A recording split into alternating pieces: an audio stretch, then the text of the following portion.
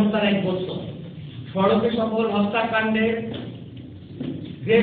ঘাতকের গ্রেপ্তার বিচার দাবিতে আপনার সমর্থন, সড়কে নির্মম হত্যাকাণ্ডের বিচার প্রাপ্তিতে আপনাদের সহযোগিতা কামনা করছি। আজ আদনান কাসিমের হত্যার বিচার দাবিতে বিভিন্ন জেলা শহরে মানববন্ধন ও সমাবেশ অনুষ্ঠিত হচ্ছে। উল্লেখ্য, মেধাবী শিক্ষার্থী আদনান কাসিম বারিধারা স্কলার থেকে 2018 সালে ইংলিশ ভার্সন সায়েন্স থেকে বিবিএ পাইকে এসএসসি পাস করে রাজধানীর সেন্ট জোসেফ কলেজে একাদশ শ্রেণীতে ভর্তি হয়। গত 11 ফেব্রুয়ারি 2019 রোজ সোমবার দুপুর আনুমানিক 2টার দিকে কলেজ থেকে বাসে ফেরার পথে বিমানবন্দর সড়কে সাহারা বাস স্ট্যান্ড প্রস্তাবিত আদনান কাসিম চত্বর নামক স্থানে জেব্রা ক্রসিং দিয়ে রাস্তা পারাপারের সময় একাদশ শ্রেণীর শিক্ষার্থী আদনান কাসিমকে শিক্ষার্থীর পোশাকে দেখে ক্রোধের বশবর্তী হয়ে দ্রুতগামী উত্তরা পরিবহনের বাস ঢাকা মেট্রো ব 11-4-5-8 তাকে ধাক্কা দিয়ে সড়কে ফেলে ঠান্ডা মাথায় ক্রোধের বশে আক্রোশের বশে হত্যা করে চলে যায়।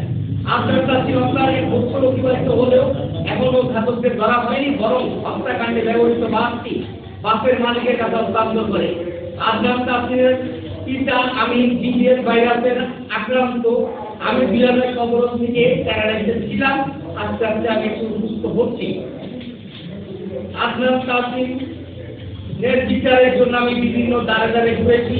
পুলিশ প্রধান থেকে আরম্ভ করে মন্ত্রণালয় থেকে আরম্ভ করে মেয়রের সাথে আমি তিনবার দেখা করেছি, কেউ আমাকে গুরুত্বই দিলেন না।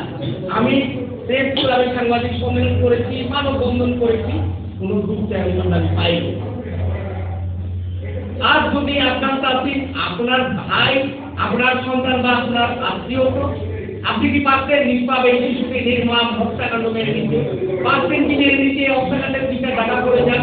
আদনান কাসিম আপনাদেরই সন্তান, আপনার নিজের দিকে তাকিয়ে আছে, অন্তত তার হত্যার বিচার হোক, ঘাতকের সাজা হবে। নিষ্পাপ শিশুটি পৃথিবীতে নেই, তাকে হত্যা করা হয়েছে, সে আর ফিরে আসবে না। আদনান কাসিমের মতো সড়কে কোনো ঘাতক চালকের হাতে আর কেউ যেন খুন না হয়, আর কারো মায়ের বুক যেন খালি না হয়। আপনারা জানেন, সারা বাজার এলাকায় একটা ফুটওভার ব্রিজ ছিল, কিন্তু বিকল্প ব্যবস্থা না করে ফুটওভার ব্রিজ করিয়ে ফেলে। এত ব্যস্ত সড়কে রাস্তার ডিভাইডার কেটে মানুষের চলাচলের জন্য জেব্রা ক্রসিং করা হয়, কিন্তু সামনে পিছনে কোনো স্পিড ব্রেকার নেই, সিগন্যাল নেই, ট্রাফিক পুলিশ নেই। এটা মৃত্যু পাস করা হয়। এই একই স্থানে ইতিমধ্যে আরো অনেকেই দুর্ঘটনার শিকার হয়ে মৃত্যুবরণ করেছে। আপনি বা আপনার আত্মীয় স্বজন, সন্তান, শিক্ষার্থী যেন এমন পরিণতি না হয়, সেজন্য সকলকে সচেতন করুন এবং সবাইকে সাথে নিয়ে আন্দোলনে প্রতিরোধে সামিল হন। আদনান কাসিম সহ সড়কে হত্যাকাণ্ডের শিকার সবার ঘাতকের সর্বোচ্চ শাস্তি ফাঁকি চাই। আসুন আমরা সড়কের হত্যা খুনের বিরুদ্ধে গণজাগরণ সৃষ্টি করে ঐক্যবদ্ধ হই। শিক্ষার্থী রাজীব, দিয়া, করিম, হিমেল, সাইদা, আরিফ, আদনান কাসিম, আবরা, লাবণ্য, তানজিলা, ওয়াসিম, সালাউদ্দিন, শিল্পী, সাব্বির, সাইফুল, তারপর আবু নিবাব প্রায় সন্তান ওদের সামান বিচারহীনতা প্রশ্রয় অপরাধ প্রবণতাকে অনুপ্রাণিত করে। গণজাগরণ সৃষ্টি করুন, হত্যা বন্ধ করতে এগিয়ে আসুন। আপনার নাম আহসান ইসলাম টুকুল। আচ্ছা, আপনি যে আপনার ছেলে তো মারা গেছে সড়ক দুর্ঘটনায়, আপনি এটা প্রশাসনের কাছে গিয়ে কি বিচার পান? আমি কোথাও কোনো বিচার পাইনি। আমি দেওয়ার সাথে মামলা হয়েছে, একটা বিধিবদ্ধ মামলা জাতীয় করে, কিন্তু এক বছর কিছু হয়নি। কিন্তু এখন এনাম ভাই এগিয়ে এসেছেন, আমাদের সুপ্রিম কোর্টের এনাম ভাই এগিয়ে এসেছেন, ওনার কাছে আমি কাগজপত্র জমা দিচ্ছি, হয়তো এই মামলা করবেন। পুলিশ কি বলছে আপনাকে? পুলিশ আমাকে অনেকবার ফোন করে বলেছে যে ঘরে ঢুকে থাকলে কি আর হবে। চ্যানেল 24-কে ধন্যবাদ, তারা আমার সরকারি সাক্ষাৎকার নিয়ে তারা অফিসিয়ালি সাক্ষাৎকার দিল। চ্যানেল 24 বিচার ভিডিওটা ফলো আপ 24, সেখানে পুলিশের অফিসারের সাক্ষাৎকার নেওয়া হলো এইটা কেন টাকা পড়ে যাচ্ছে। অফিসার বললো যে আপনারা বা অন্যদের কেন্দ্রে আন্দোলন হয়েছিল তাই সেটা ভাইরাল হয়েছে, কিন্তু এটা তুমি করা গেল না। এবং এটা আমাকে বলবো ড্রাইভার এখনো মহাখালী বাস টার্মিনালে গাড়ি চালাচ্ছে, তাকে যদি তারা ধরে তাদের চাকরি চলে যাবে। কারণ এখন ড্রাইভারকে করলে কি হবে, তারা আন্দোলন করবে, গাড়ি বন্ধ করে দিলে তাদের চাকরি চলে যাবে। যেহেতু আমার ঘটনাটা লিগাল ইস্যু না, আমি 3 বার মেয়রের সাথে দেখা করেছি।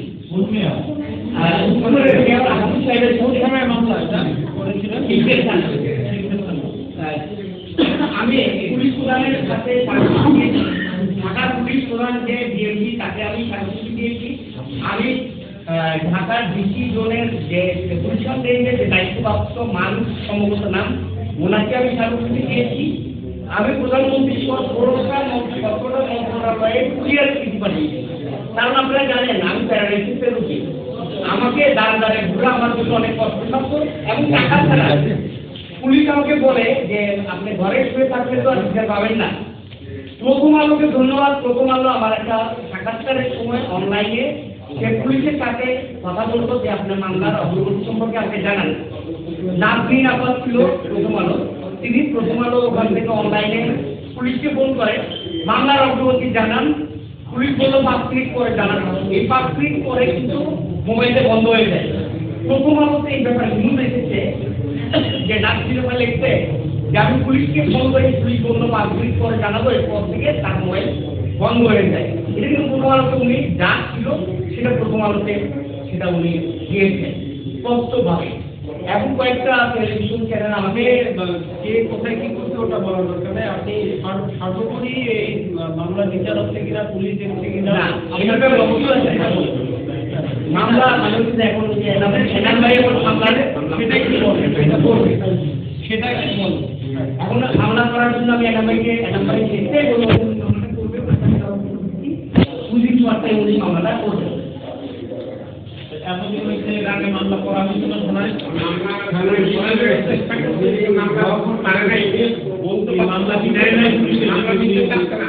পুলিশের বক্তব্য হলো যে সমস্ত ঘটনাগুলো ভাইরাল হয়েছে সেগুলোর ব্যাপারে মামলা হয়েছে, গাড়ি আটক হয়েছে, হেল্পার আটক হয়েছে, ড্রাইভার আটক হয়েছে। সে মামলা পুলিশ বারবার বলছে যে আপনার এটা নিয়ে কোনো আন্দোলন হয়নি, সেহেতু এটা আমরা মামলাও নিতে পারছি না বা আমরা টাকার কোনো ব্যবস্থা করতে পারছি না। কোনো জিডি করেছিলেন, বাচ্চা বা ছেলে ড্রাইভার কোনো জিডি কিছু হয় না। হ্যাঁ জিডি হচ্ছে 650 বা 60 একটা কত তারিখে মামলা ওই দিন 11 তারিখে কি দিয়ে আপনার যে বাসটার নাম্বার বলবেন, বাসের যে ড্রাইভার ছিল হ্যাঁ তার নাম ঠিকানা কি আপনি পাইতেন? আমি ওরা অনেকবার বললো কি এর ব্যাপারে ওরা নাম ঠিকানা মালিকও জানে না। আমি বললাম কিভাবে মালিক ড্রাইভারের নাম ঠিকানা জানে না। ওই যে এখন বলছিলেন যে সে এখনো নাকি বাস টার্মিনালে গাড়ি চালাইছে, তো একটাই বক্তব্য যে ড্রাইভার বাসটা চালাচ্ছে ওই ড্রাইভার এখনো চালাচ্ছে, ওকে গ্রেফতার করা যাচ্ছে না।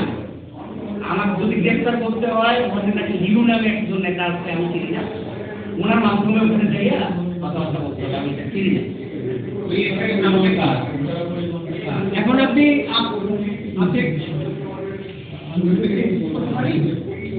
যে বিষয়টা তথ্য আসছে যে আসলে ড্রাইভারের অ্যাড্রেস পাওয়া যাবে, এই অ্যাড্রেসটা পাওয়া খুবই সহজ। যে বাসের কোম্পানিটা অ্যাপয়েন্ট করেছে তাকে যদি ড্রাইভিং লাইসেন্সটা দেওয়া হয় সেক্ষেত্রে অ্যাড্রেস সব কিছু হয়। আপনি লাইসেন্স ছাড়া তাকে গাড়ি চালাতে দেওয়া হয়, গাড়ির মালিককে গ্রেফতার করতে হবে, কারণ সে গাড়ি লাইসেন্স চালাতে দিবে। পুলিশ যদি একটু সচেতন থাকে এটা খুবই অল্প সময় চেষ্টা করে ড্রাইভারকে চুজ করা যায়, তার অ্যাড্রেসটা দেবে খুবই সহজ, যেটা ওনার দ্বারা সম্ভব হচ্ছে।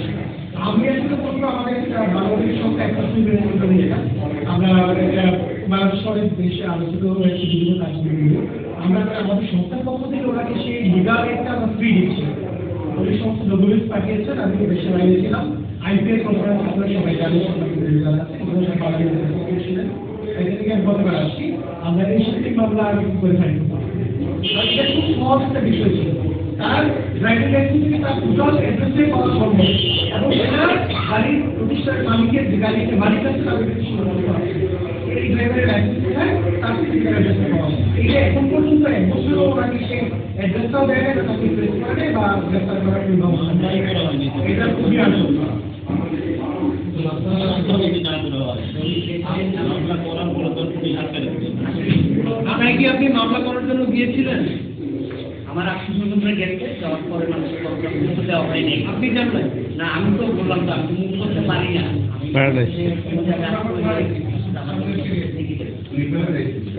আমার করে আমি হাঁটতেছি, কিন্তু আমার হাঁটতাম এখনো সমস্যা আছে, যেগুলো মুখ আমি করতে পারি। বুঝলাম? এখন ওদের বক্তব্য বলে যে এটা একটা দিদি হয়েছে, তদন্ত করতে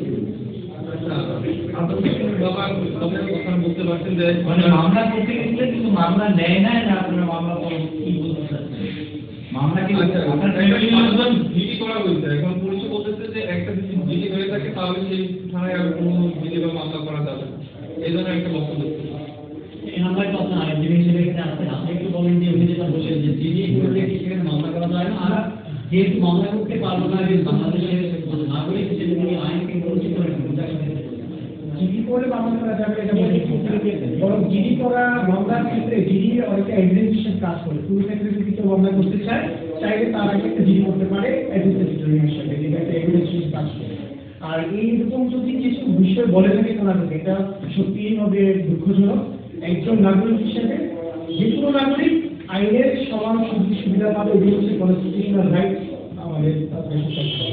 আর এখানে একটা ইনসিডেন্ট হয়েছে, প্রুফ আছে, ওনার সন্তান অলরেডি মারা গিয়েছে, যেখানে যে বাচ্চাটা প্রেস করতে পেরেছে, যদি বাচ্চাকে প্রেস করতে না পারতো তাহলে একটা বিষয় ছিল। বাচ্চাকে যেহেতু পাওয়া গেছে, তাহলে ড্রাইভারকে বাচ্চা চালককে তাদেরকে পাওয়া খুব সহজ হতে হবে। ওনার প্রতি যদি আইনের সমান অনুযায়ী বিস্তার নিশ্চিত করার মনস্কতা পুলিশ হিসাবে থাকতো, তারা থাকতো, তাহলে এতদিনে উনি মামলা করবে বা মামলার একটা প্রবলেম করবে আমাদের।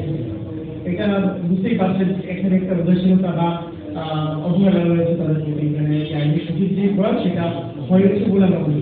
আমরা দেখি যে অনেক ক্ষেত্রে হাইকোর্টের মধ্যে একটা বড় একটা ক্ষতিপূরণ দেওয়ার কথা বিচারক বলে থাকে আপনার আইন লড়াই না, আর সেক্ষেত্রে এই মামলাটা আসলে কোন পর্যায়ে নিতে চাচ্ছেন? আমি সেটি চাচ্ছি, আমাকে আমি যেহেতু হাইকোর্ট কাজ করেছি, এতদিনে উনি কারো বিচার পেলেন না, এবং ওনার যে অপরাধের মধ্যে একটা মেধাবী ছাত্র অকালে প্রাণ গেল। আমাদের অনেক মামলা নজির দরকার তারা জানেন, যেগুলো হয়েছিল যে যারা নদীতে আহত হয়েছে বা নিহত হয়েছে তার পরিবারকে ক্ষতিপূরণের ব্যাপার একটা ছিল।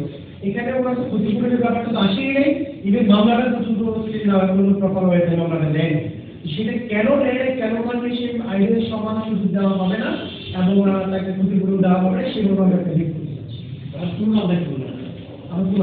আমার মনে জানাবো সব এদিকে বাংলাদেশ সুপ্রিম কোর্ট চেয়ারম্যান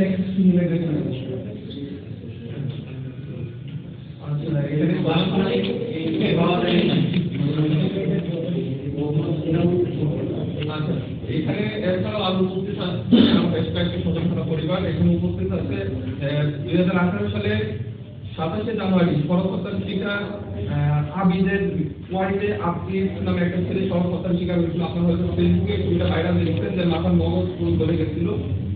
ওনার বোন আছে এখানে উপস্থিত, তারাও কিন্তু এখন পর্যন্ত কোনো বিচার পায়নি। আপনার চাই ওনাকে একটা আপনাদের যা সহযোগিতা করতে পারেন একটু করতে পারেন।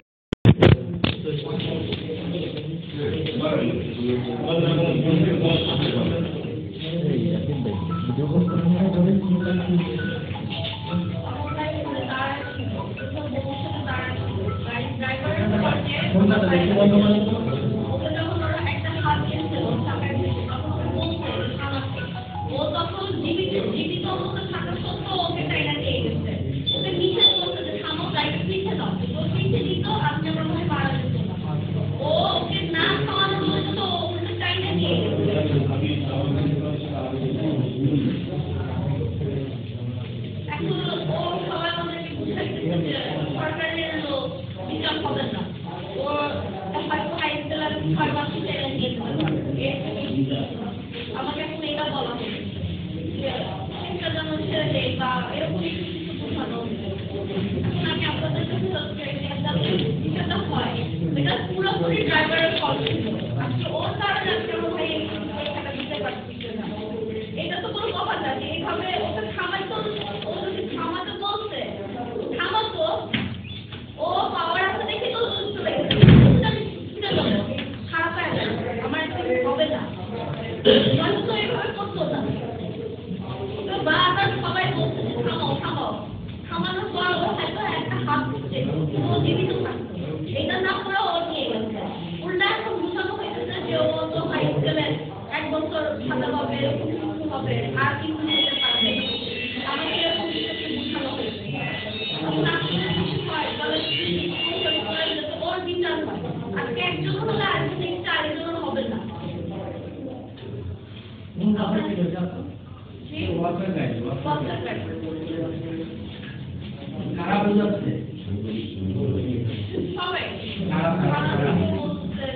সবাই বলতেছে আসলে খারাপকে লোক বলতেছে, তারপর বাসার লোকরাও আসছে আমাদের বাসায় বলতেছে যে তাদের 20 বছরের অভিজ্ঞতা তার ড্রাইভার, কিছু হবে না, মানে সে অনেক ভালো চালায়, সে কখনো এরকম পাইনি, এখন এটা হয়ে গেছে এরকম কিছু।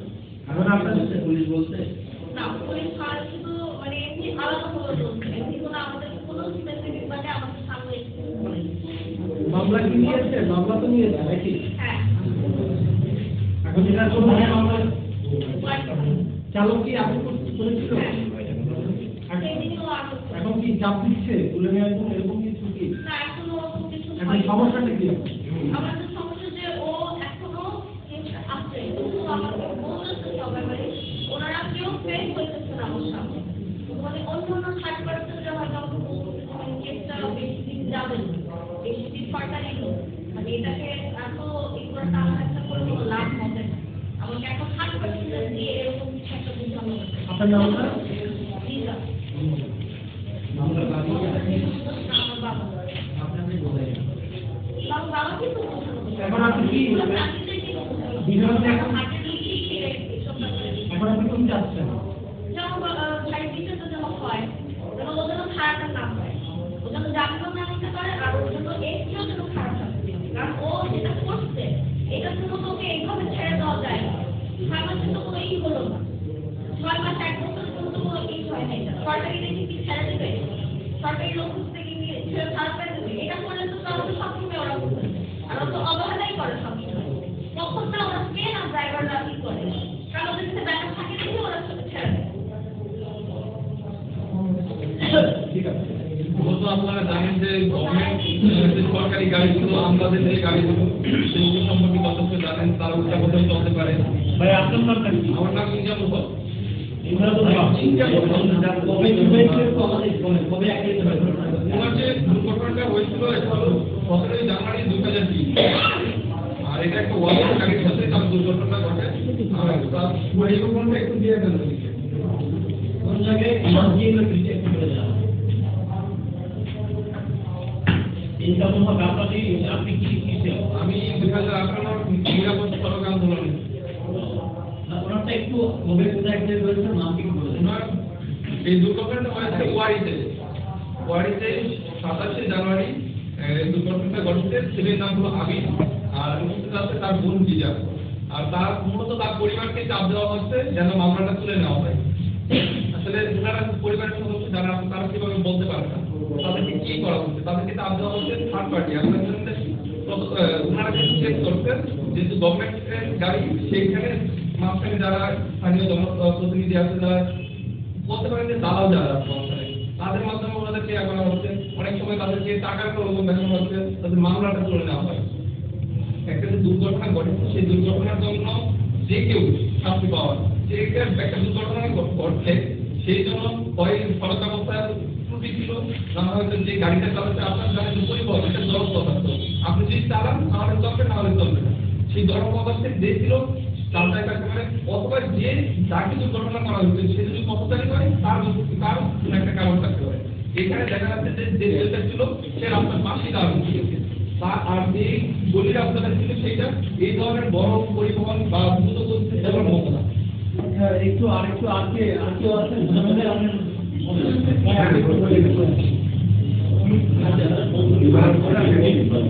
বৃষ্টি মাধ্যমে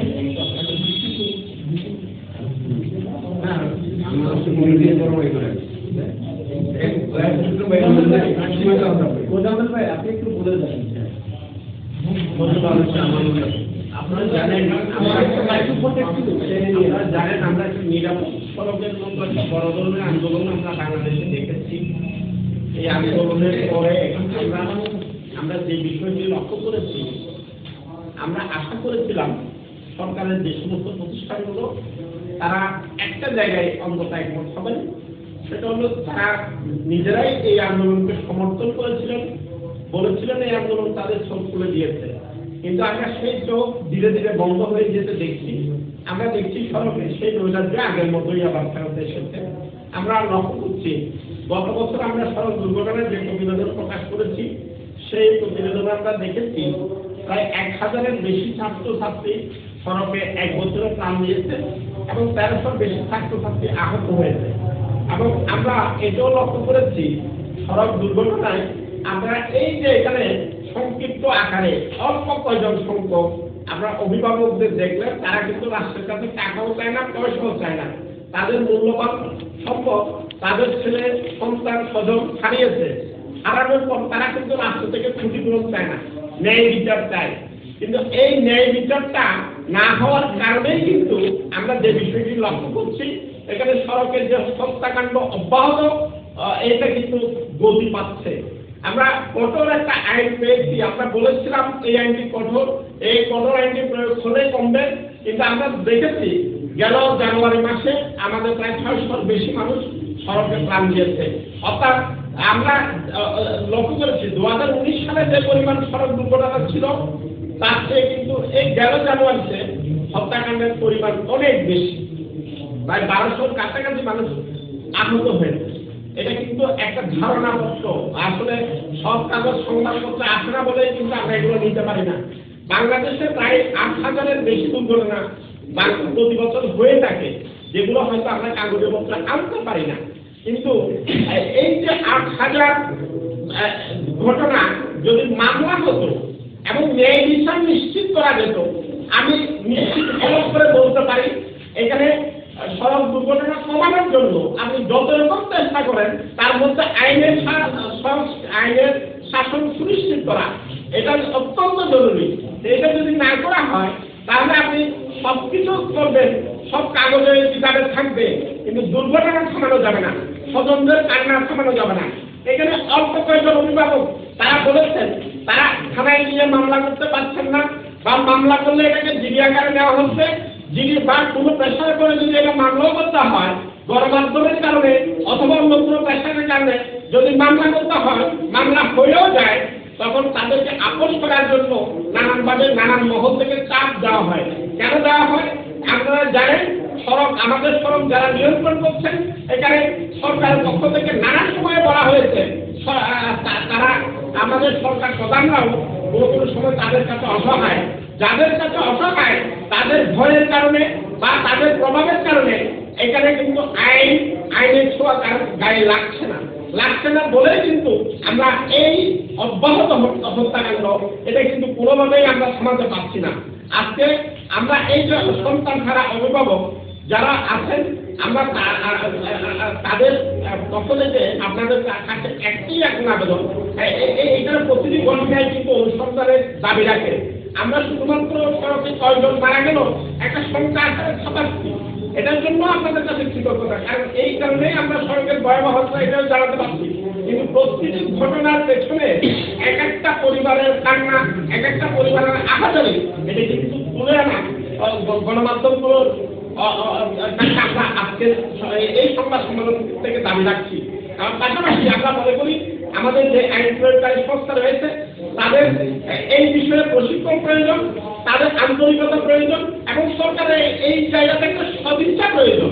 যদি সরকার প্রধান থেকে বলা হয় অথবা সরকার যদি ইচ্ছা করে যে 1 বছরের সড়ক দুর্ঘটনায় কি পরিমাণ হচ্ছে, এটা আমরা সঠিক রূপরেখা দেখবো এবং প্রত্যেকটা ঘটনা আমরা মামলা করবো, এবং এটার জন্য যারা বেশি মামলা করবেন তাদেরকে পুরস্কৃত করা হবে, অথবা যারা এই যে মামলাগুলো তদন্ত করছে তাদেরকে দায়িত্ব দেওয়া হবে, মামলাটা সঠিকভাবে তদন্ত করে তাদেরকে বিরুদ্ধে আসামিকে বিরুদ্ধে চার্জশিট দিতে হবে।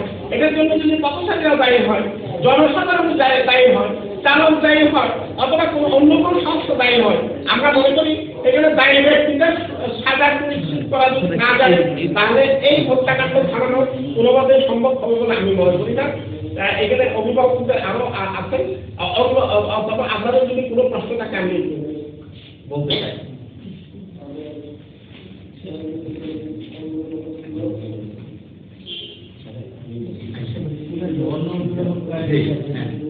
আসসালামু আলাইকুম। আমি আমানুল্লাহ শিকদার, চেয়ারম্যান বাংলাদেশ আওয়ামী লীগ পার্টি। আমার ইমিডিয়েট বড় ভাই 11ই নভেম্বর 3-4 দিনের হতে হয় মারা যায়। এখানে সে মাগরিবের নামাজ রাত্রে আসছে, একটা আগে তার বাচ্চা মেশালে আসছে ঢাকা মেডিকেল থেকে। তো ওনার আমরা জিডি করেছি, পুলিশ এই জিডি বারবার গেছে, খালি আমাকে বলে দিন সব গাড়ি ভাড়ার ব্যবস্থা করে দেখা যাবে, এই পর্যন্ত শেষ। এই পাশে সাইবুল শেখ মারা গেলেন, তার ভাই বড় ভাই রয়েছে, মুস্তাক পাশানি বসে আছেন, পাশানি চেয়ারম্যান, দ্বিতীয় পাশানি, তার ইমিডিয়েট ছোট ভাই সাবের আহমেদ মারা গেছে, তাকে খুবই মারা হয়েছে, এই জন্য বিচার হয় নাই দেশের বাইরে। কিন্তু পরবর্তী পর্যায়ে এই সরকারের কাছ থেকে কোনো সহযোগিতা পাওয়া যায় না। আমি আশা করবো মুস্তাক পাশানি তার এই ছোট ভাইয়ের আপনার আকস্মিক মৃত্যুতে অবশ্যই দিয়ে কথা বলেন। আমার ইমিডিয়েট বড় ভাই ছিল, সে ইসরায়েলের সিনিয়র অফিসার ছিল, বগুড়া ব্রাঞ্চের ইন্ডাস্ট্রিয়াল ইনচার্জ। সে বগুড়া কর্মস্থলে যাচ্ছিল, এসি সরাই গাড়ি দিয়ে করে মারা যায়। কিন্তু এর জিডি নেওয়া হতো, পুলিশের বারবার প্রতিবেদন করা হয়। এভাবে আপনাকে সবাইকে ধন্যবাদ। এই সংবাদ সম্মেলনে আমি এখন কথা বলবেন, আবার ধন্যবাদ।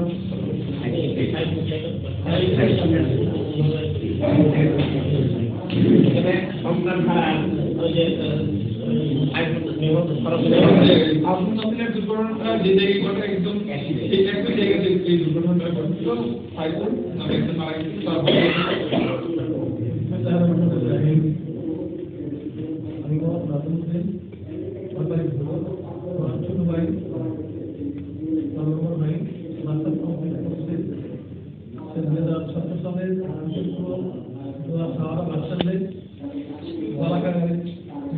যায়।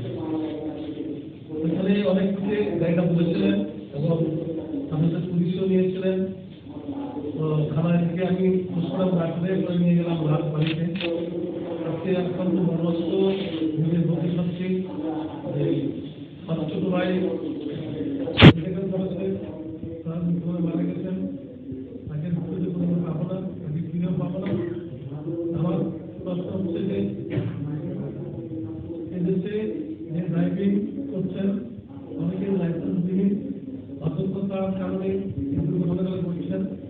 আমি বর্তমান প্রধানমন্ত্রী মাননীয় প্রধানমন্ত্রী শেখ হাসিনার সাথে অনুরোধ করছি যে উনি বর্তমান সফরে আছেন এবং প্রশাসনিক বিভাগকে সমস্ত ব্যবস্থা করার জন্য তার কাছে অনুরোধ করছি যেন আর এই ঘটনা না ঘটে। কোনো ছাত্রের অভিভাবক, কোনো নাগরিকের অভিভাবক, কোনো পরিবার যেন স্বাধীন হয়, সেই জন্য সরকারের কাছে আপনার দাবি করছি যে এই দাবি যেন পূরণ হয়। আর যারা ড্রাইভিং করছেন প্রশাসনিকভাবে যারা অন্যায়ভাবে করছেন তাদেরকে যেন দ্রুত এই সমাধান করার চেষ্টা করেন। আমি আপনাদের সাথে অত্যন্ত আনন্দিত যে অনেক দেরি হলেও আপনাদের সাথে আসতে পেরেছি, নিজের সাথে আসতে পেরেছি। আপনারা প্রত্যেকটা পরিবারকে সচেতন করে বা আপনার সাথে যোগাযোগ করে আলাপ করে যাতে এই বিচার করার সুযোগ সুবিধা পায় সে ব্যবস্থার জন্য আপনাদেরকে অত্যন্ত আন্তরিকভাবে ধন্যবাদ। আপনারা ভালো থাকুন এবং এই দেশটা যাতে সুন্দর শৃঙ্খলা ভালোভাবে চলে সেই জন্য সরকারের কাছে বলেন। 31শে অক্টোবর 2017 মামলা করেছিলাম। তারপরে মামলার পরে পুলিশে আমাকে বলেছিল যে পুষ্পরাম করার জন্য। আমি ওনাকে পুষ্পরাম করতে দেয়নি, যেহেতু আমি ঘুরে চলে গেছি। আর মামলাটা করার পরে ওনারা বলছে বিচার হবে, উঠে গেছে, কিন্তু আমাকে না বলে আসামকে ছেড়ে দেওয়া হয়, ভাগ ছেড়ে দেওয়া হয়। আজ পর্যন্ত আমি পাঠাই নেই, আমাকে কখনো বলা করে নাই, আমি বাদী ছিলাম। আসলে অত্যন্ত দুঃখজনক বিষয় যে প্রশাসনিকভাবে বিচারটা চাওয়ার পরেও তারা আমাকে কখনো ডাকে নাই। আর আমি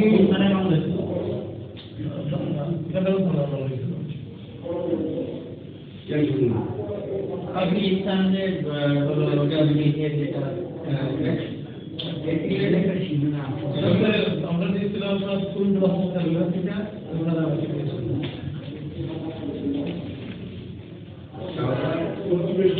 আমি চাই এই সরকার অনেক উন্নয়ন করেছেন, অনেক সেবামূলক অনেক কিছু করেছেন। পরিবহনের সাথে একদম ওই সেক্টর যাতে সুস্থভাবে দেখেন এবং পর্যবেক্ষণ করার জন্য টিম করে দেন, যাতে এই ঘটনা হাত দেওয়া আচ্ছা, মোজাম্মেল ভাই, আপনার মামলাতে কাগজ পেয়েছিলেন?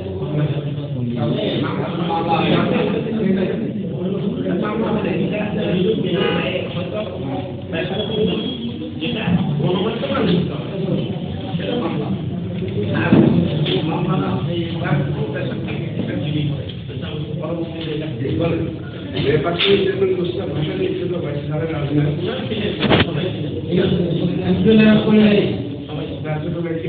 আমি যেহেতু রাজনৈতিকভাবে মাওলানা ভাসানীর আদর্শ উদ্বুদ্ধ সুশ্রী, আমি লক্ষ্য করেছি এই দেশে প্রতিনিয়ত দুর্ঘটনা হচ্ছে, সড়ক দুর্ঘটনা 1টা 2টা 10টা নিশ্চয় হতে পারে, কিন্তু অব্যাহতভাবে চালক দুর্ঘটনা, এটাই মনে করি হত্যা। আমরা আরো লক্ষ্য করছি আপনারা তখন আন্দোলন করেন, প্রধানমন্ত্রীর প্রতিষ্ঠা গঠন হয়, একমাত্র তার ক্ষতিপূরণ। আমি ক্ষতিপূরণ পাক, আমি এই প্রসঙ্গ বলছি না, অর্থদণ্ড দণ্ড, ওই বিচারও চাই। সাথে সাথে মাননীয় প্রধানমন্ত্রী দেখেছি যেগুলি আন্দোলন হয়েছে, অবরোধ হয়েছে, শুধু তারাই পেয়েছে, আর যাদের সাথে আন্দোলন হয় নাই, কোনো কিছু হয় নাই, তারা পাবে না। আমি মনে করি যে কোনো অস্বাভাবিক দুর্ঘটনার মৃত্যু, তার একটা জীবন ছিল, সুন্দর জীবন ছিল, তার পরিবার ছিল, তার সংসার ছিল, অনেক সময় উপার্জন ছিল, একমাত্র ব্যক্তি যদি মারা যায় ফ্যামিলিটা নিশ্চয় মানবতার জীবন যাপন এদিকে গণনা দিতে হয়। এখানে যদি ক্ষতিপূরণের একটা ব্যবস্থা থাকতো আমার মনে হয় অনেকটাই জন্য দুর্ঘটনা কমে যেত। আর সকল কিছু প্রধানমন্ত্রীকে অভিহিত করতে হবে, এটা কেমন প্রধানমন্ত্রী হস্তক্ষেপ ছাড়া কোনো বিচার এই পর্যন্ত কার্যকর হয় না। এই জন্য আমি ন্যায় পার্সেন্টের পাশাপাশি নিরাপদ যাতায়াত চাই, এরকম একটা পূর্ণ করে এখন এই যে বিভিন্ন ইন্টার ডিস্ট্রিক্টের লোক আসা দরকার, এখানে যদি টিকিটের মূল্য 20 টাকা বাড়াই যায়, এখানে ক্ষতিপূরণ দেওয়া কোনো ব্যাপার না। আর অর্থদণ্ড হলে এই দুর্ঘটনা যারা সরকার দেয় প্লাস মালিক দেয় বা আদার সংগঠন দেয়, এখানে এই ব্যবস্থা থাকতে হবে। এই কথাগুলো আমি বারবার বলে আসছি। সরকার যদি একটা গণবিমারে চালু করতো বছরে 50 টাকা, তাহলে এটা কোনো ব্যাপারই ছিল না, অর্থদণ্ড একটা অনেকটা কমে যাবে। কাজে এই প্রত্যাশা ব্যক্ত করছে আমার ভাইকে শান্তি থাকতো, তাকে মারছে, এই ব্যাপারে আমি কোনো পাচ্ছি বুঝতে পারছি কোনোভাবে এটা ঘটনা করে ওনার সাথে অন্য ঘটনা আনছে অন্য ঘটনা। আচ্ছা, আরেকটা বিষয় আপনাদের আরেকটা বিষয় আপনাদের একটু মনোযোগ আছে, একটা বিষয়ে আমি একটু মোস্তাক সাহেবের বক্তব্যের কাছ থেকে আমরা একটা বিষয় এসেছে। আপনারা জানেন প্রস্তাবিত যে নতুন যে সড়ক পরিবহন আইন, এই আইনে একটা ক্ষতিপূরণ তহবিল রাখা, যেটা আমরা দীর্ঘদিন যাবৎ দাবি করে এসেছিলাম, একাধিক দফা সংবাদ সম্মেলন করেছিলাম, আপনারা জানেন। তবে নতুন আইনে একটা ক্ষতিপূরণ তহবিল গঠন করা হয়েছে, কিন্তু আমরা দেখেছি নভেম্বর থেকে আইনটি কার্যকর হয়েছে, কিন্তু তহবিলটা এখন পর্যন্ত অ্যাক্টিভ করা হয়নি। তার মানে জরিমানা অর্থ সরকারের নেওয়ার বিষয়টি আমলে নেওয়া হচ্ছে, জনগণকে দেওয়ার বিষয়টি আর উদাসীন কেন? আর আমরা অনেক সরকারের অনেকগুলো বড় বড় মেগা প্রকল্প দেখছি, কিন্তু এই যে ইয়ারটা যে ক্ষতিপূরণ ট্রাস্টি বোর্ডটা গঠন করার কথা, এই ট্রাস্টি বোর্ডের চেয়ারম্যান ছিল বিআরটিএ চেয়ারম্যানের নেতৃত্বে, এটা এখনো পর্যন্ত অ্যাক্টিভ করা হয়নি। এবং এইখানে কাউকে এখনো পর্যন্ত আবেদন করা, ক্ষতিপূরণ পাওয়ার জন্য আবেদন করার সুযোগ দেওয়া হচ্ছে না। এবং আমাদের এই ইনজামুল হক নিরাপদ সড়ক আন্দোলনের ইনজামুল হক বক্তব্য রাখবেন। মূলত আপনারা জানেন যে নিরাপদ সড়ক আন্দোলন 2018 যে নিরাপদ সড়ক আন্দোলন হয়েছে, তারপর থেকে আমরা আমাদের একটি শিক্ষার্থীদের সংগঠন এটি আমরা আপনাদের যে ওয়ারির যে আবির এই ধরনের পরিবার যারা তাদেরকে নিয়ে আপনাদের এখানে আমরা উপস্থিত হচ্ছি। মূলত রাজনীতিরা হত্যাকাণ্ডের যেমন বিচারটা হয়েছে, এই ধরনের যে প্রত্যেকটা হত্যাকাণ্ডের বিচার হতো, তাহলে কিন্তু আমাদের যে সংস্কৃতি, যে বিচার সংস্কৃতি থেকে আমরা পাশাপাশি আপনারা জানেন যে 24 প্রতি বছরই যে সড়ক দুর্ঘটনা ঘটছে তার একটা বড় অংশই শিক্ষার্থী। এর অন্যতম কারণ হচ্ছে শিক্ষার্থীদের মধ্যে যে সড়ক নিরাপত্তা সম্পর্কে যে তথ্য থাকা দরকার সেই তথ্যগুলো নেই। এই তথ্যগুলো যদি পাঠ্যপুস্তকের আওতাধীন করা যেত, তাতে শিক্ষার্থীরা পাঠ্যপুস্তকে শিখে আসতে পারতো আমাকে সড়ক কিভাবে চলতে হবে, তাহলে কিন্তু সড়ক দুর্ঘটনাটা অনেকাংশে হ্রাস পেত। পাশাপাশি যদি বলি আমাদের যে শিক্ষার্থীদের জন্য যে আলাদা ট্রান্সপোর্ট সিস্টেম ঢাকা সিটির জন্য, বিশেষ করে যে ঢাকায় আপনারা জানেন কিছুদিন আগে সাভারে 5% জন্য শিক্ষার্থীকে বাস থেকে ফেলে ফেলা হয়েছে। এই ধরনের যে ঘটনাগুলো ঘটছে, এই জন্য শিক্ষার্থীদের জন্য ঢাকায় বিশেষ করে আলাদা ট্রান্সপোর্ট সিস্টেম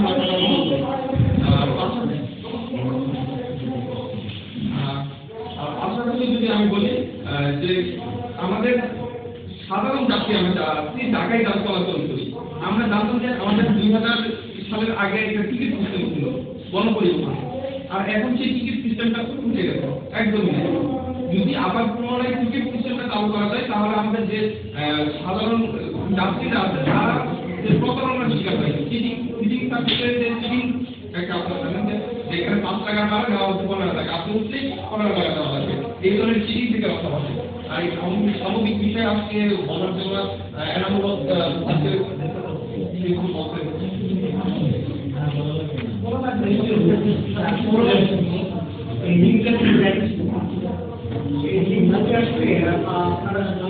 আমাদের যারা আমাদের যারা আসলে সম্মিলিত বাড়ি সকলে মিলে আমাদের সবাই অ্যাওয়ারনেস বিল্ড আপ করতে হয় কিভাবে সড়ক পারাপার করতে হবে, ড্রাইভারদের বুঝতে হবে কিভাবে, গাড়ির মালিক যারা আছে তারা কি পুরোপুরি ট্রেনিং দিয়ে প্রশিক্ষণ দিয়ে গাড়ির ড্রাইভারের সাথে ছেড়ে দেবে। এবং আমাদের শিক্ষা প্রতিষ্ঠান ক্ষেত্রে আছে প্রতিটি শিক্ষা প্রতিষ্ঠানের কর্মী যারা ছাত্রছাত্রী আছে তাদেরকে কোন মোটিভেট করতে হবে, কোন ট্রেনিংটা বা কাউন্সিলিংটা করতে হবে, যে এখানে সকলিকার প্রতিষ্ঠান হবে যে শিক্ষা প্রতিষ্ঠান, অভিভাবক, গাড়ির মালিক, চালক প্রতিটা ক্ষেত্রে আমরা সকলের সমস্যা হই। প্রত্যেকে যদি কাউন্সিলিং করে এই একটা গাইডলাইন থাকবে, এই গাইডলাইনটা ড্রাইভার ফলো করবে, এই গাইডলাইনগুলো প্রতিষ্ঠানে ফলো করবে, এই গাইডলাইন মালিক ফলো করবে। সম্পর্কিতভাবে যদি আমরা একটা অ্যাওয়ারনেস ডেভেলপ করতে পারি, আমি বিশ্বাস করি আমরা এই সব দুর্ঘটনার যে হার আমাদের প্রতিষ্ঠানগুলো আমাদের মেধাবী ছাত্রছাত্রীরা বাচ্চা যারা তারা আপনাদের আমরা মেধাসূত্র জাতিতে পরিণত হয়ে যাবে। এই মেধাসূত্র জাতিতে যেন পরিণত না হই এবং হিন্দু জাতিতে যেন পরিণত না হই, সেজন্য সর্বাগ্রে হচ্ছে এই স্বাধীনতা বিলাসী এই দুর্ঘটনা থেকে আমাদের সম্মুখীন হওয়া। ধন্যবাদ।